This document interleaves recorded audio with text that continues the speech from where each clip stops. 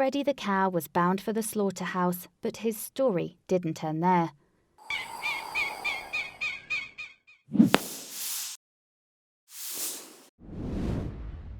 In January 2016, Freddie the cow was scheduled to join countless other animals around the world and meet his end at a slaughterhouse.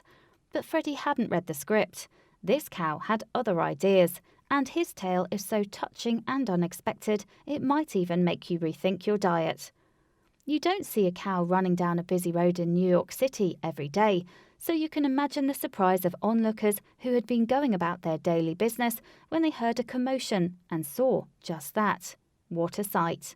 The confused cow was clearly in a distressed state, adding to traffic jams by swerving around vehicles while also causing quite a stir amongst pedestrians. No one was quite sure where the bovine came from or how it got there, but New Yorkers with cell phones were quick to record the antics. As with anything out of the ordinary in the smartphone age, videos of the poor cow's wild dash raced through the internet at breakneck speed before the whole story could be revealed. To date, just one of those recordings has notched up more than 542,000 views. After the initial excitement caused by the animal's impromptu city sprint, more facts emerged. The cow had been scheduled to be killed in a Jamaica Queens slaughterhouse, but had decided to put the fast into fast food and make a break for freedom. The traumatized creature had escaped his fate just a day before he was due to be slaughtered. "Every Friday we kill animals," said Adad Diopasoud, an employee of the Archer Halal slaughterhouse. With that in mind, his frantic bid to escape the clutches of the New York City Police Department, who were now in hot pursuit, was totally understandable. This cow wasn't going to go quietly. Despite his best efforts, however, the NYPD eventually caught him without any serious injury to either party.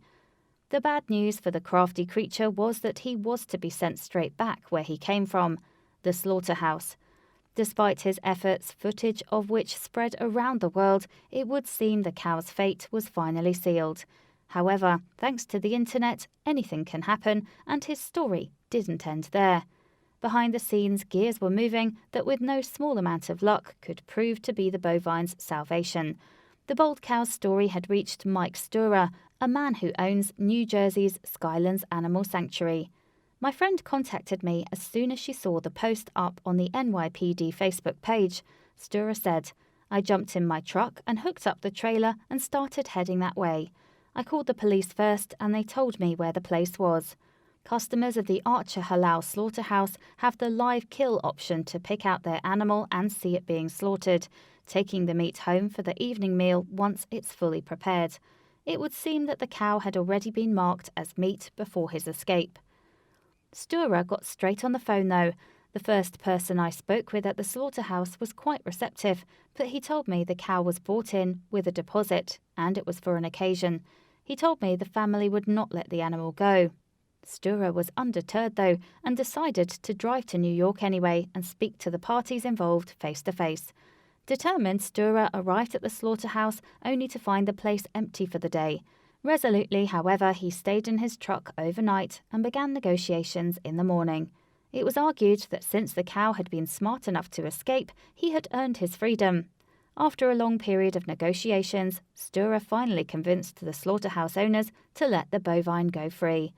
With the cow liberated, Sturer took him to the vets to get his health checkup, in preparation for staying in his new home. Since he was found in Queens, the cow was named Freddie after the Queen singer Freddie Mercury. He did want to break free, after all. Sturer has been an active rescuer of animals scheduled for slaughter for years, sending them to sanctuaries across the US, but he finished building his own farm just 11 months ago. The 240-acre Skylands Animal Sanctuary will be Freddie's home from now on. Sturer and his wife work on the farm themselves, and all donations for the sanctuary go to the care of the animals and the upkeep of the farm. "It is full-time, but it's not a job," he said. "My sanctuary has no full-time employees. I'm a truck driver and truck mechanic." Many slaughterhouse animals are not as lucky as Freddie, as Sturer can testify. Tons of animals are coming in from farms to slaughterhouses in the city. It usually happens under the cover of darkness very early in the morning. While I was there this morning, a truck came and brought chickens.